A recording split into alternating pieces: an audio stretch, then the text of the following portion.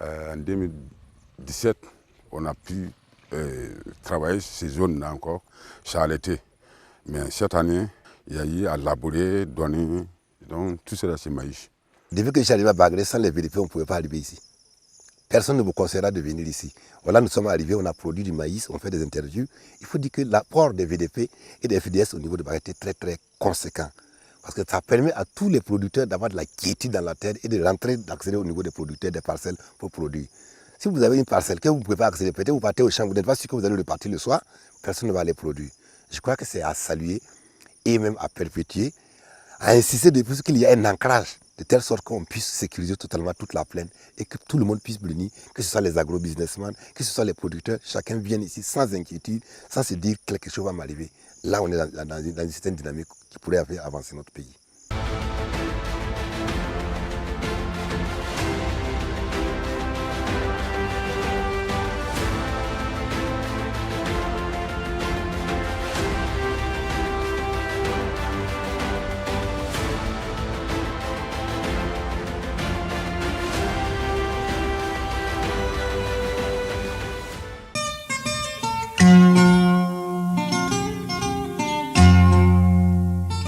Cela fait bien longtemps que les producteurs agricoles avaient perdu l'espoir sur les plaines agricoles de Bagré dans la région du centre-est. Les groupes armés terroristes les avaient contraints à abandonner leurs champs et parfois leur domicile pour rejoindre des lieux plus sûrs. L'initiative présidentielle pour la production agricole est venue à la rescousse en ouvrant la voie à un combat sans précédent.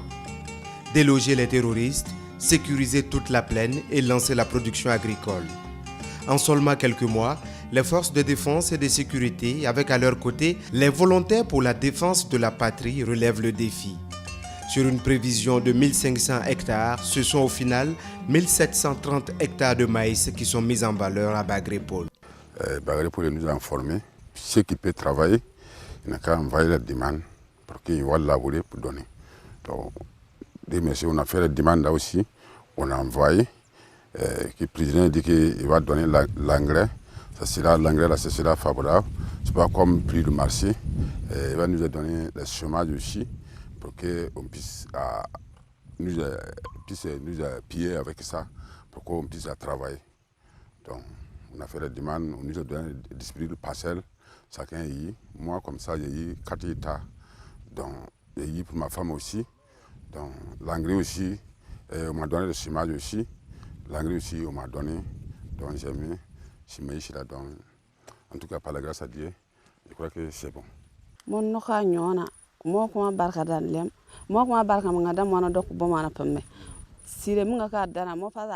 Quand on m'a parlé de cette initiative, c'était comme dans un rêve. Je ne sais pas comment remercier le président.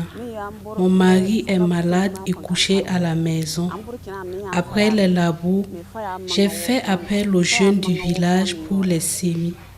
Les jeunes ont filmé et montré cela à mon mari, qui malgré son état a voulu se rendre au champ pour savoir qui est venu nous sauver.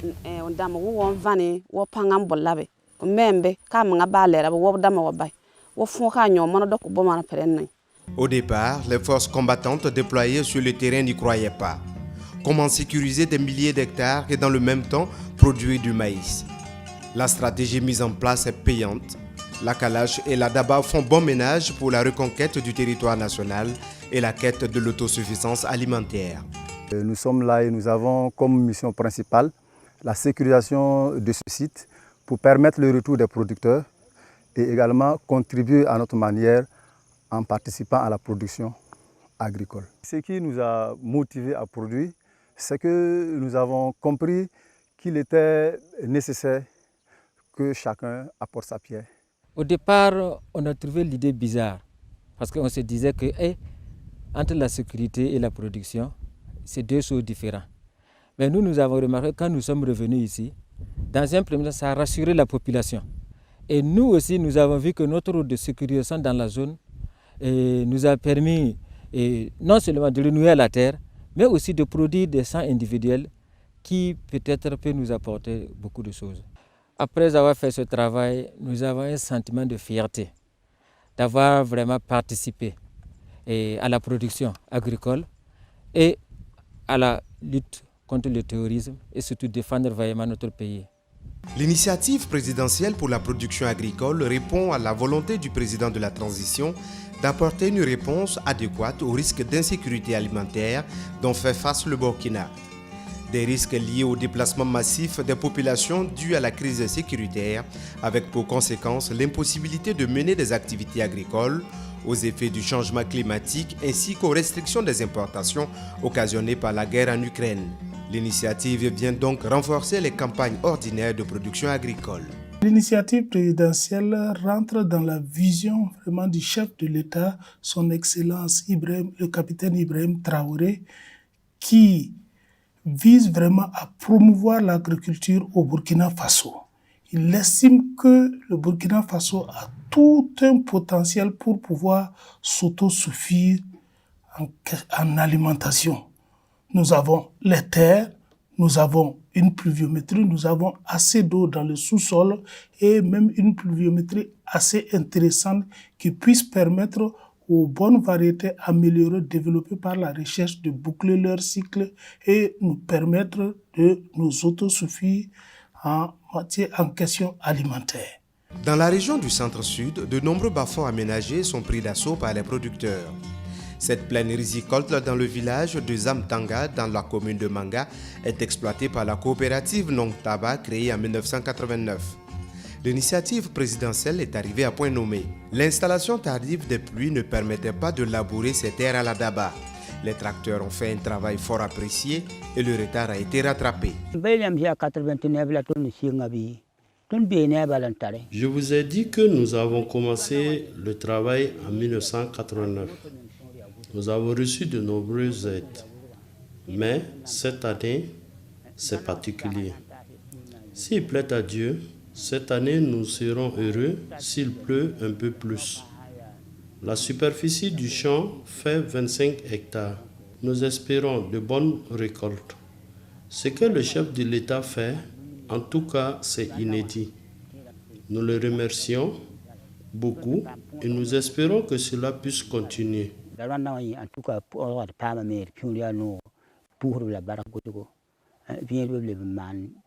Les femmes, très actives sur ce site, veulent faire plus. Elles souhaitent avoir le matériel nécessaire pour la transformation du riz. Nous remercions grandement le chef de l'État pour cette initiative et surtout l'action des VDP qui nous sécurise. Que Dieu le bénisse. Nariou est un village situé à 10 km de la ville de Sabou, dans la région du centre-ouest. Depuis de nombreuses années, ces producteurs se sont spécialisés dans la production du riz. L'initiative présidentielle vient apporter un coup de pouce pour de meilleurs rendements.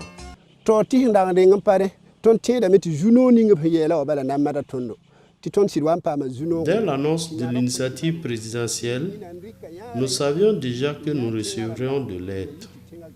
Et effectivement, l'appui est arrivé.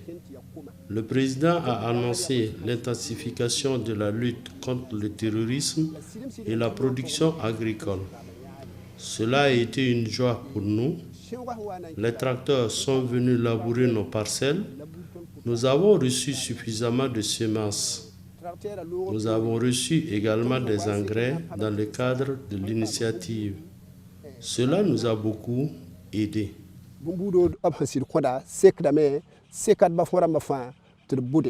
Pour une mise en œuvre réussie de cette initiative du chef de l'État, tous les bras valides de la nation jouent leur partition. Dans le centre pénitentiaire agricole de Baporo, au Sanguier dans la région du centre-ouest, les détenus dans le processus de la réinsertion sociale contribuent à l'atteinte des objectifs de l'initiative. Plus de 40 détenus cultivent sur 44 hectares de sorgho, de maïs et de niébé.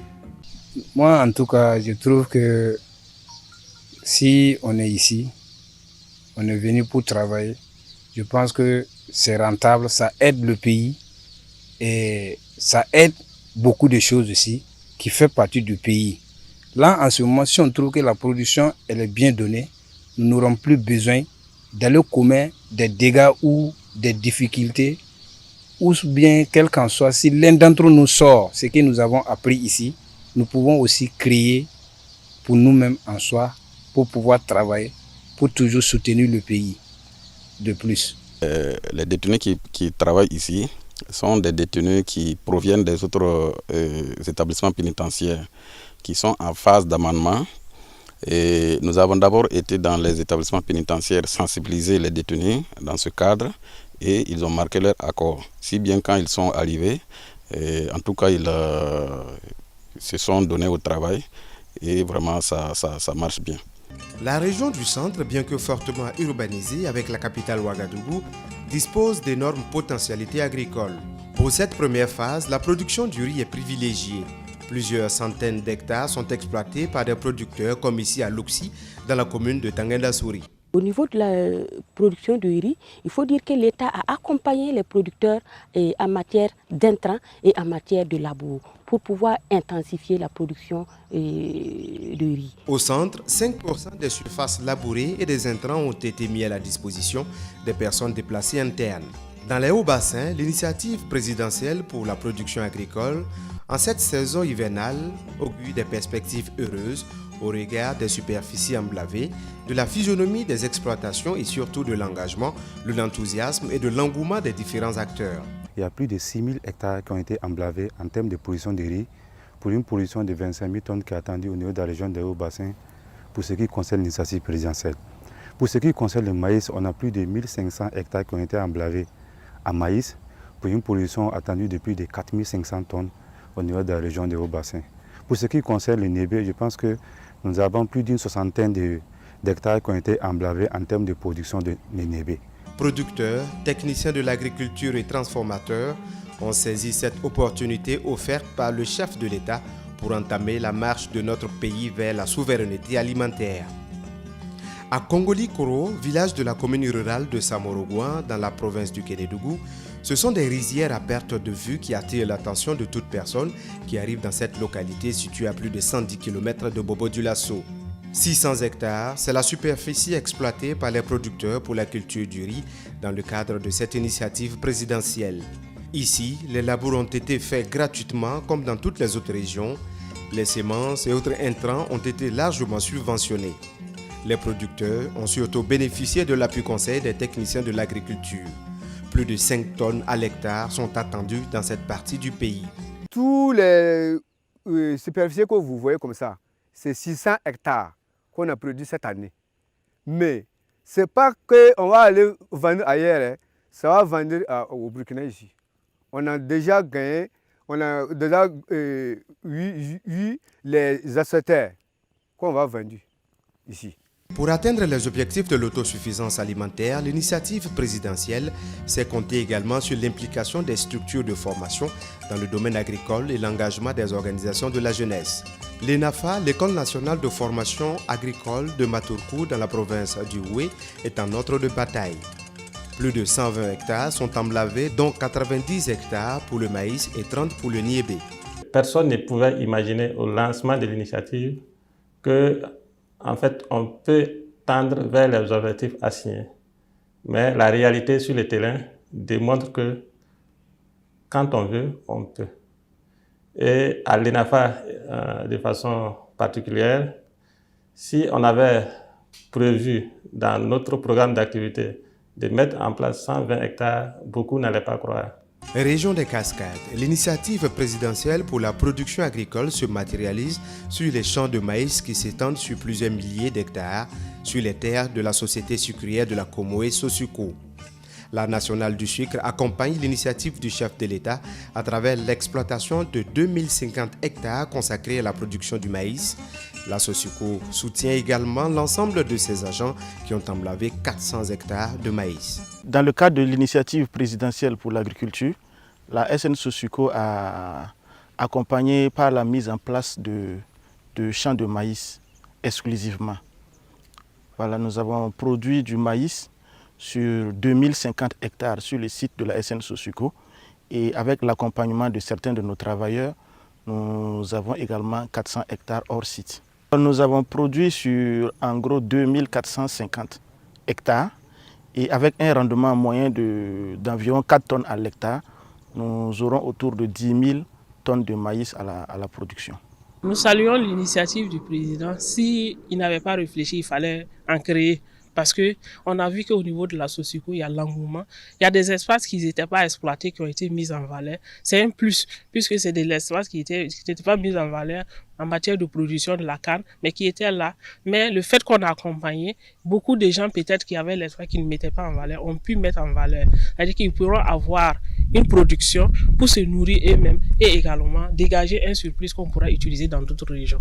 Au sud-ouest, l'initiative présidentielle concerne essentiellement le riz et a permis de doubler les superficies exploitées dans certaines localités.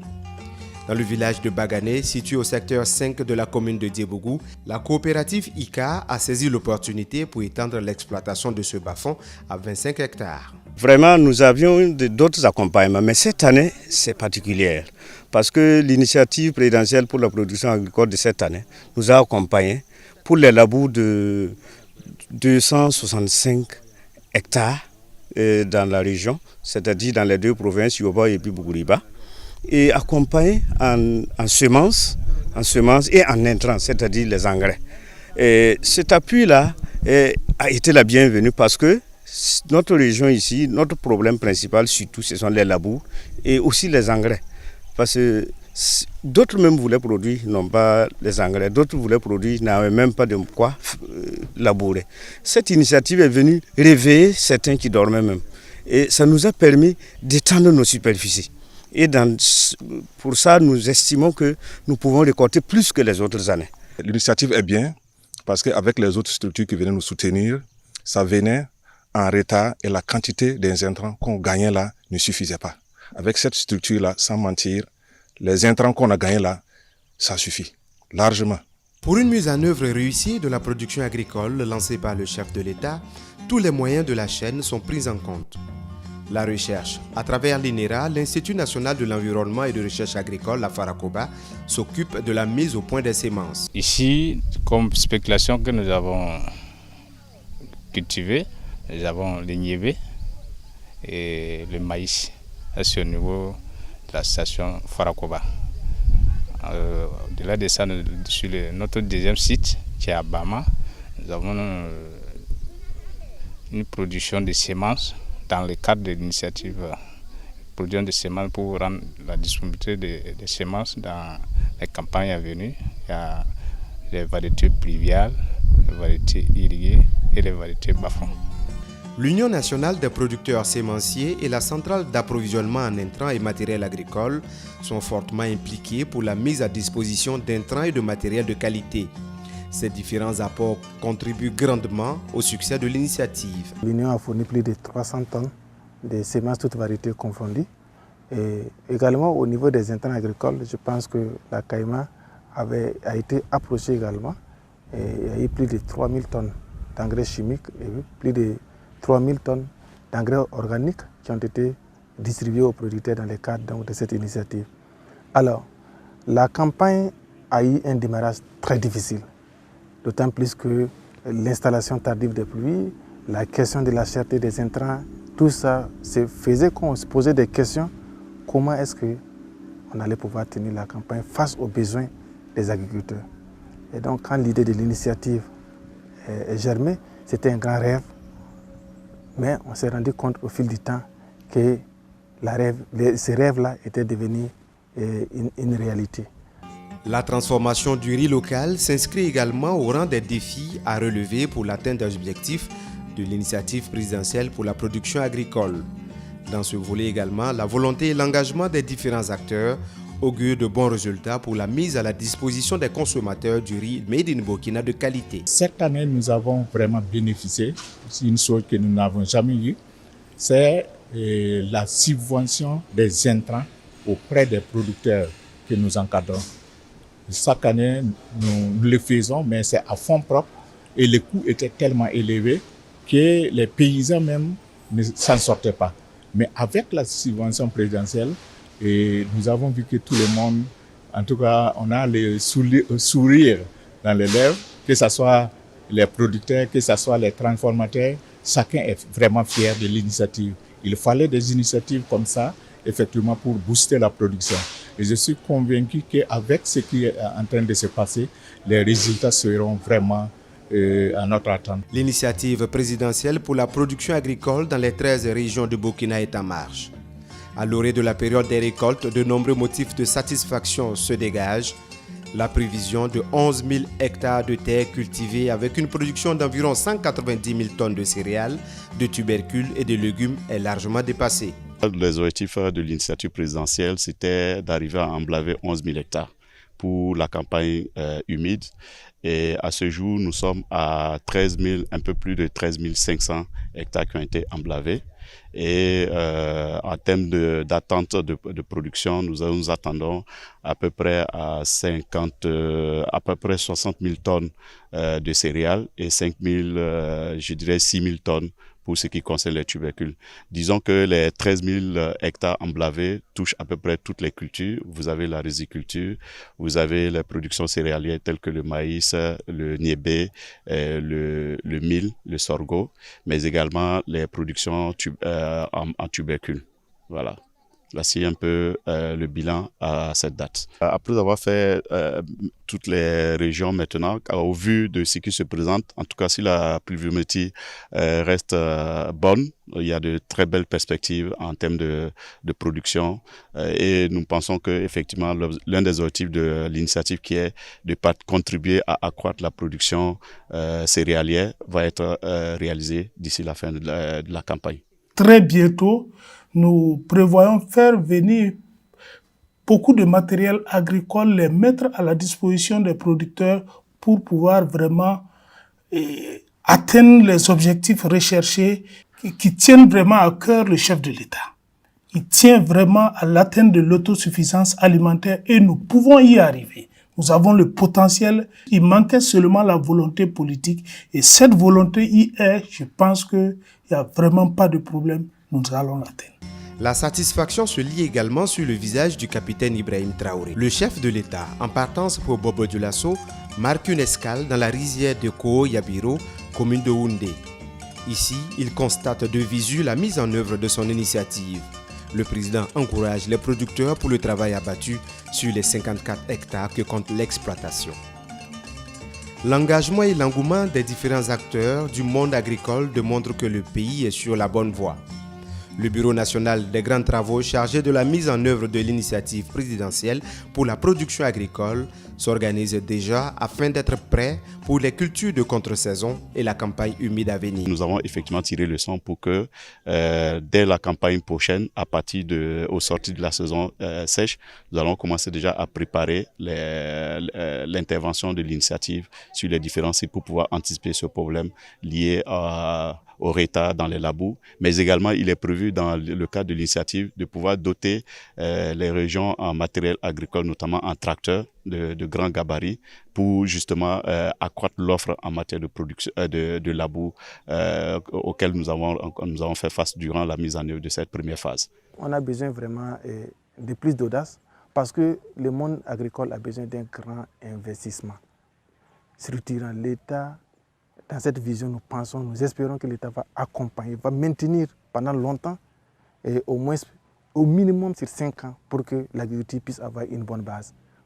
Si nous accompagnons maintenant et nous arrêtons en cours de route, c'est comme quelqu'un qui a faim, et vous lui donnez à manger une journée et vous le laissez affamer pendant des jours. Il faut d'abord qu'il mange et à un moment donné, vous puissiez rationner. Nous sommes donc dans cette logique et nous avons fort espoir que si on continue dans cette dynamique, avec une bonne planification, un engagement de tous les acteurs, comme ce qui est fait, nous ne pouvons pas ne pas atteindre la sécurité alimentaire. La campagne agricole 2023 tire à sa fin. L'installation tardive de la saison des pluies a semé quelques doutes dans les esprits, mais la détermination du président de la transition et l'engagement de tous ont permis de tracer le chemin du pays des hommes intègres vers l'autosuffisance et la souveraineté alimentaire.